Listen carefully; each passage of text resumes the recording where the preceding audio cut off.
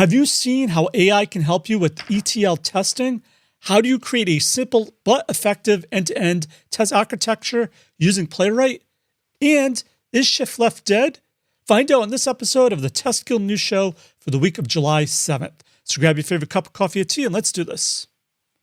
Hey, before we get into it, if you haven't already, please make sure to subscribe to our LinkedIn News Show newsletter that I have in a link down below to never miss another episode.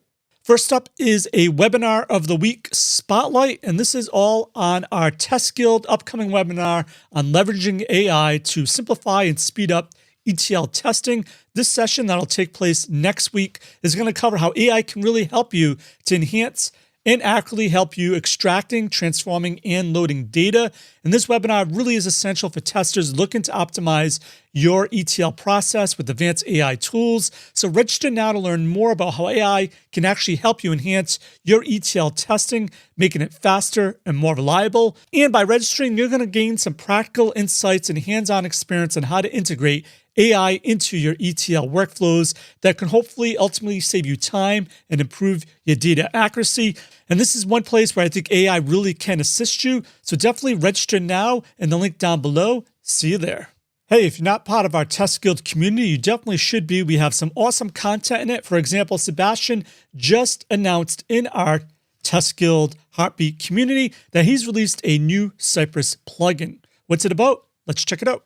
So this new Cypress plugin, WCALI, is for website accessibility analysis, and this open source tool integrates seamlessly into Cypress tests using Axe Core as its engine. It helps you to identify accessibility issues, flag problematic DOM elements, and generates detailed HTML reports with solutions and screenshots. So this is a great way to learn how a tool like this can help you to identify and resolve accessibility issues in your software. So integrating a tool like this also early in your development cycle to catch accessibility issues sooner should hopefully save you time and resources while ensuring a more accessible user experience, something everyone should be aware of and check it out in the links down below. Also, there's a new AI tool that was announced. Codoid has introduced its first AI tool for software testers in the QA community. This suite of tools works offline and allows testers to see suggested test cases by uploading a screenshot of their application.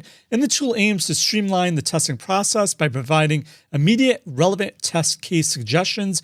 Give it a try and see if this AI tool can help you with your testing, and actually check out to see how good it is at generating test cases from your application screenshots. So definitely something to check out to see if this actually works for you, if it can help improve your test coverage and reduce test case creation time. Check it out for yourself.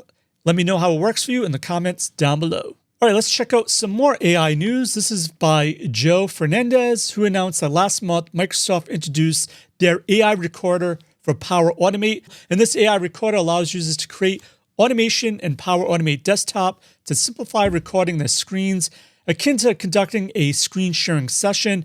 And this streamlines the process of building automation, making it more accessible and efficient for users. And in their brief 2-minute demo, Microsoft showcased how the AI recorder can help facilitate easy automation for tasks like data transfer. And this feature is expected to significantly enhance productivity and simplify the automation process for a wide range of applications. So leveraging the AI recorder to quickly document and automate your manual test processes could be really helpful. And by recording their test execution steps, you can create a reliable automation script without needing extensive code knowledge. Definitely check that out as well in the links down below. Also, Dennis recently shared insights on LinkedIn about creating a simple and effective end-to-end test architecture using Playwright. So in this post, Dennis highlights the importance of streamlining your approach to end-to-end testing, emphasizing the need for clear structure and efficient processes. He discusses how Playwright's capabilities make it a robust tool for end-to-end testing,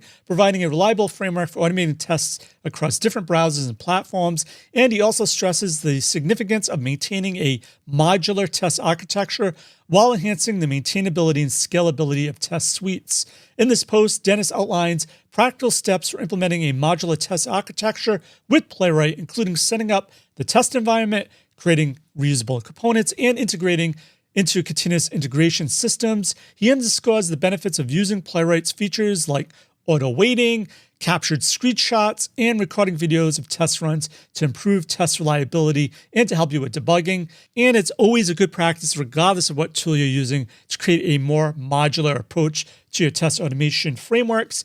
And this approach not only simplifies the testing process, but also enhances test reliability and, more importantly, maintainability. So consider leveraging Playwright's auto waits features to help reduce flaky tests caused by timing issues that he goes over in this as well. And this can also significantly improve the stability of your test suite and save time on debugging and rerunning failed tests. And you can check that out down below. So I didn't have a news show last week, so this news is a little bit old. It's from a few weeks ago, but it's how Playwright just launched a new version 1.45, which introduces several new features, including the clock API, which a few people on LinkedIn have been talking about, which allows testers to manipulate and control time within tests. So this feature is really useful for test time related behavior, like simulating inactivity and advanced timing manually. And this update also adds new CLI options, environment variables, and improvement to test configuration and browser capabilities. So given the new clock API in Playwright, give it a try to see if it helps you in your testability for time-based dependent functionality, see if it works. And also really cool API that should help you create more reliable and precise tests for time-sensitive features, ensuring your applications handle various time scenarios accurately. Definitely a cool thing. Check it out. Let me know your thoughts. So is shift left dead? Well, according to Jason, it just might be. So Jason posted recently on his LinkedIn an article that he wrote about the shift left movement, which emphasizes early stage security and quality test is facing criticism for overburdening developers. So the article goes over a survey recently of US developers that revealed that many bypass security measures and push untested AI-generated code due to pressure into production. And this trend points to structural issues in the tech industry, highlighting the need for better project management and supportive development environments. So he goes over why you should be aware that the shift left approach may not always be effective and might need reevaluations to balance quality and developer workload depending on your team's unique situation. And also to maintain code quality and security, you want to integrate AI tools thoughtfully, not just willy-nilly, to help ensure more robust testing processes and hopefully avoiding over-reliance on developers for early stage testing. I don't know. I don't think it's dead. I just think people do it incorrectly. So definitely read more about it and let me know your thoughts on this as well down below. So last up is a security item, how Checkmark and Wiz have announced a new integration to enhance cloud security operations. So this collaboration integrates Checkmark's static application security testing and Wiz's platform, offering a comprehensive solution for application and cloud security. And this integration aims to prioritize and mitigate risks to critical assets by combining application security insights with cloud security findings. So I think software testers should recognize the importance of integrating application security with the cloud security to help streamline vulnerability detection and hopefully remediate processes earlier rather than later. And so utilizing an integration like this should provide proactive identification and address security vulnerabilities in both application code and cloud environments, hopefully ensuring a more robust security posture for your organizations. If you're not doing anything with SaaS or anything like that, this is definitely, you should definitely check out, especially if you have cloud security issues. Check it out down below.